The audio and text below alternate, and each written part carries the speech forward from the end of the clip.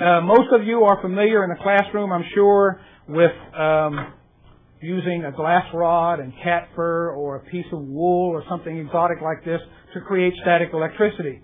Guess what we use my favorite PVC for? And you don't need anything exotic. A paper towel works just as well.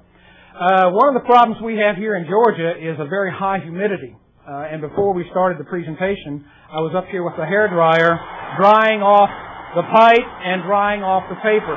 You'll find probably, unless you have a low humidity in your classroom, you'll need to do this. But you need to do it with any static electricity demonstration. What we're going to do is we're going to see if we can strip electrons from the piece of paper, and then we're going to use those, which will cause the piece of PVC to have a charge different from the piece of paper, and we're going to see if we can do some interesting things with that. Wrap the piece of paper around the stick, give it a quick rub, and all you're doing is stripping electrons from the paper to the PVC, and you should be able to create some really interesting effects.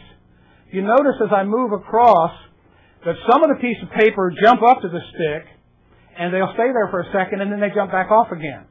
That demonstrates one of the principles of static charges, is that unlike static charges are attracted to each other, and like static charges are repelled from each other. The same as magnetic poles. This is not magnetism, but it behaves somewhat the same way.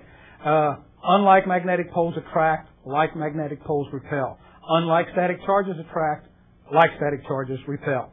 That's one way of doing it. Something else you might do that's fun is take a soda can and once again charge up the rod. And when you bring the rod close to the soda can, since it is charged, it has a different charge than the Coke can, you can actually cause the can to start rolling, and you can roll it back and forth across the table.